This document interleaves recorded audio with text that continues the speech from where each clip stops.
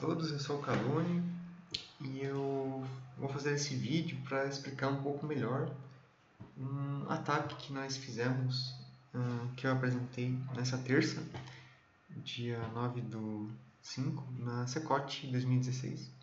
Aliás, dia 10/5, né? Que fez parte dessa dupla de palestras execução de código debaixo dos panos e Stack Overflow debaixo dos panos. A execução do código, nós explicamos várias teorias a respeito da arquitetura e do funcionamento do sistema operacional. E por conta de um problema em Sorocaba, eu acabei me atrasando e aí não deu muito tempo de explicar o ataque. Eu fiz o ataque rapidamente, mas acho que faltou um pouco de um polimento aí para entender como funciona. Bom, basicamente o que acontece aqui? Nós temos aqui dois projetos, que eu vou passar o link assim que terminar a palestra, assim que terminar esse vídeo, explicando como é que é o funcionamento da pilha, né? Como é que você chama uma função e ela sabe para onde que ela vai depois que ela é chamada.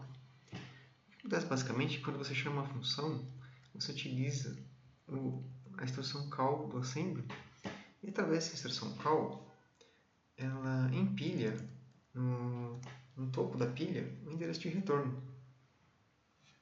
Através desse endereço de retorno, depois que a função faz tudo o que ela tem que fazer, que é esse monte de assembly, e ela volta para a função, para a última instrução dela, que é a instrução hatch, o ESP continua tendo o mesmo valor, que é o endereço de retorno da função.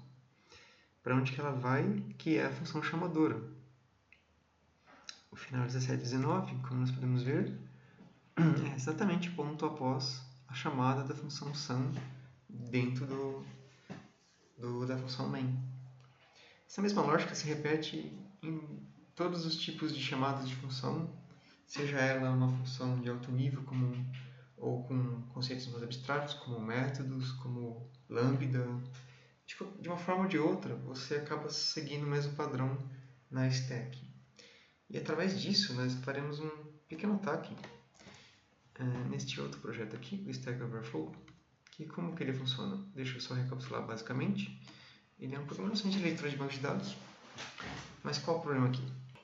Ele usa a mesma lib, ou seja, a mesma região de código contém tanto a função de leitura quanto a função de escrita.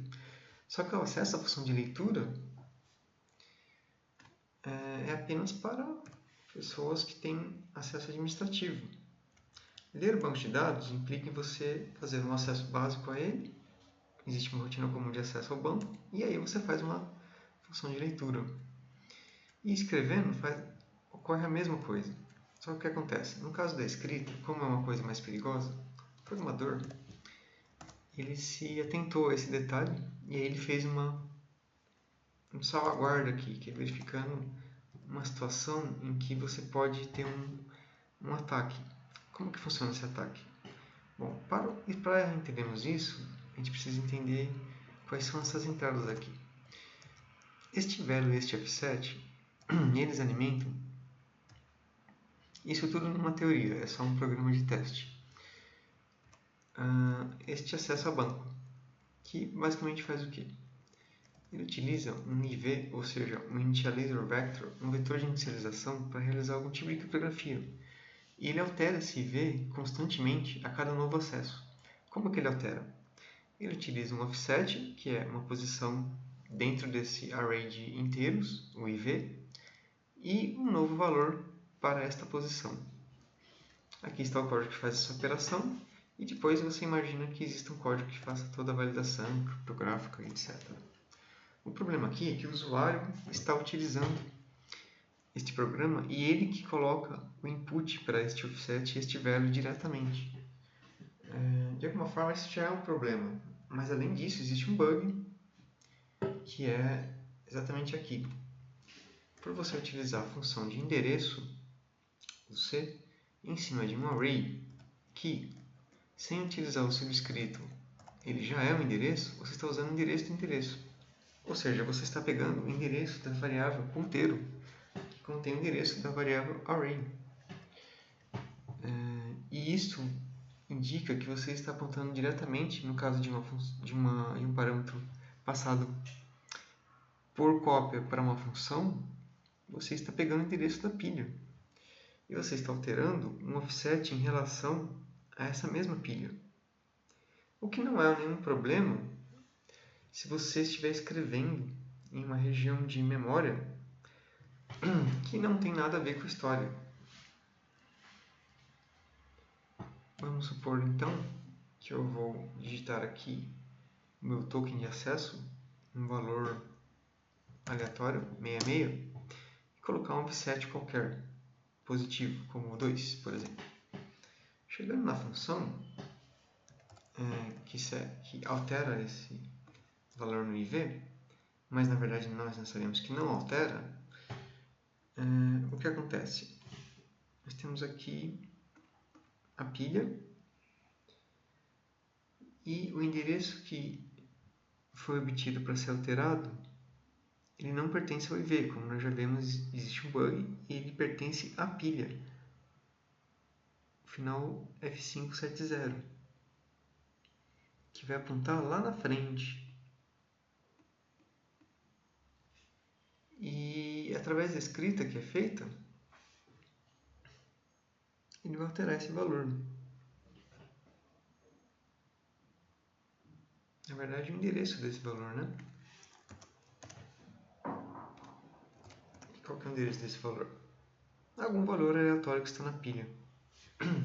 Alterou para 42, que é a resposta para todas as coisas.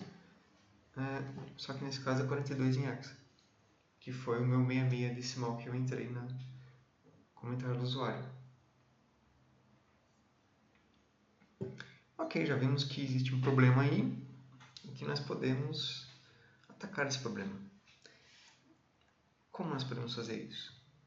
Bom, como nós vimos, o endereço de retorno de uma chamada de função fica na própria pilha. Então aqui no caso, por exemplo, até a nossa função de retorno, nós sabemos que ao analisar o SP nós temos o endereço de retorno dessa função. E é aqui que nós deveríamos escrever alguma coisa.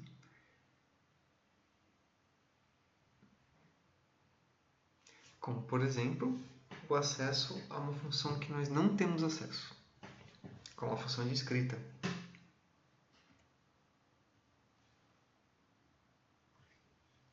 Nesse caso, nós voltamos para a leitura do banco de dados.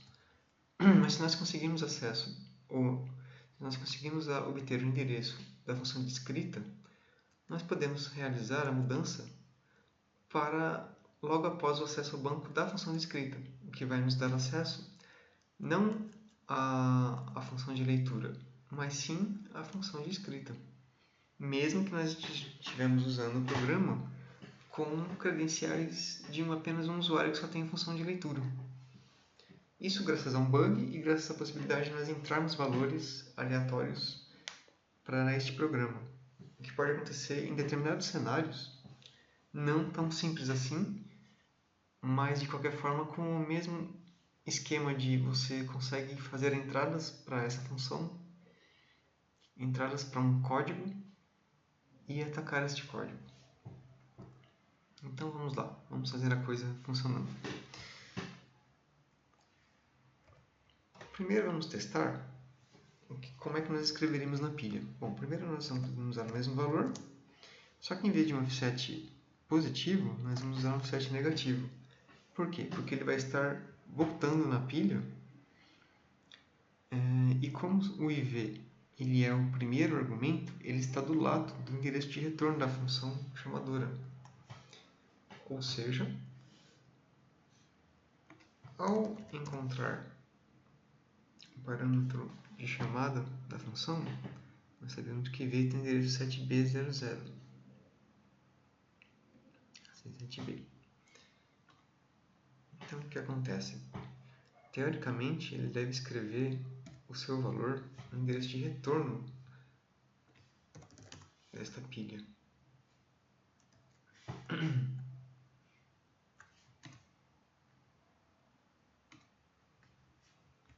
Que nós vamos verificar agora, quando ele estiver no retorno.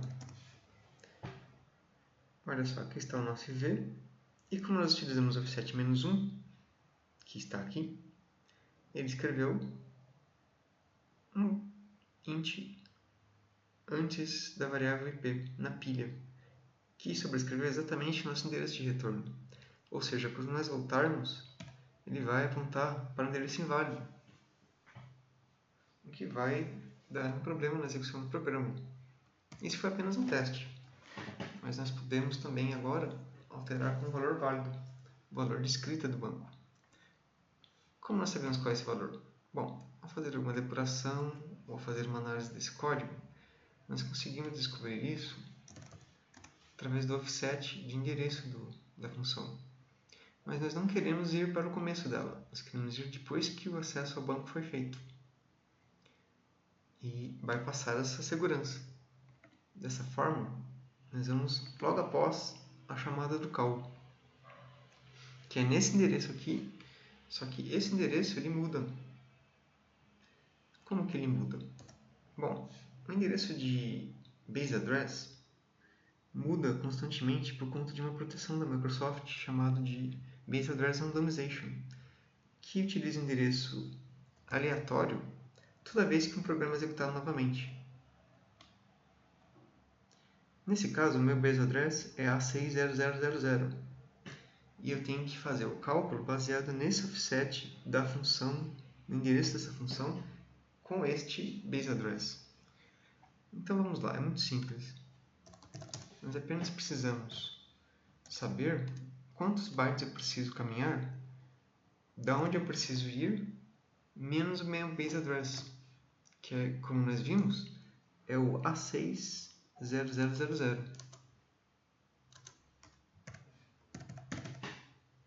Isso vai me dar um valor no offset que eu preciso entrar como input no meu ataque, mas não este valor. Eu preciso usar o valor do novo base address. Como é que eu vou saber um base address que é novo, que é randomizado? Bom, para isso eu preciso analisar o base address da nova execução do meu programa. Mas vamos supor que eu não esteja depurando. Afinal de contas, eu estou atacando esse programa. Para isso, para fazer isso, eu posso utilizar algum programa como o Process Explorer.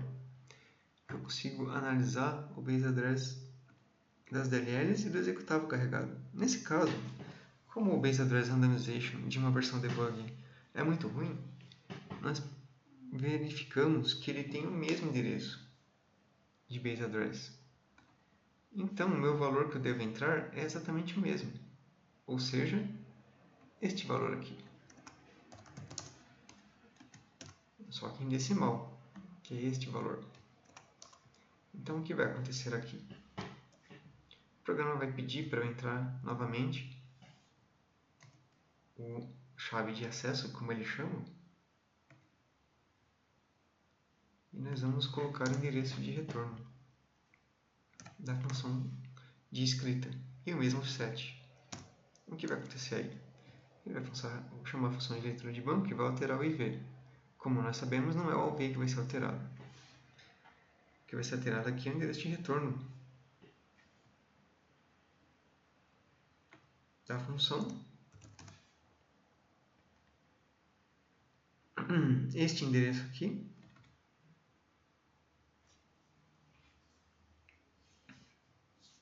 desculpa, este endereço, esse aqui é o base address.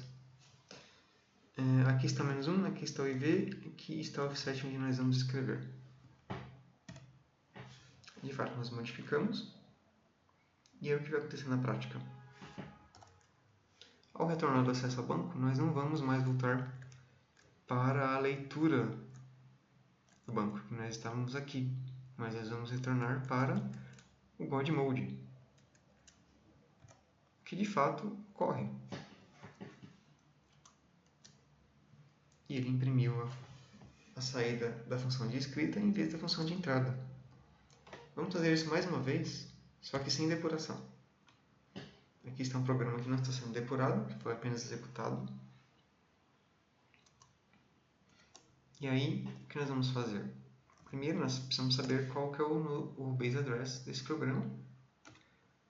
Ele é o mesmo, então, Se ele não fosse o mesmo, nós teríamos que pegar e utilizar o base address atual. Vamos supor que é um base address diferente. A60000 mais o offset que foi calculado, que vai me dar um novo valor, que no caso de ser o mesmo base address vai ser o mesmo valor. É esse o valor que nós vamos entrar, mais o mesmo offset. E aí nós temos o nosso ataque performado.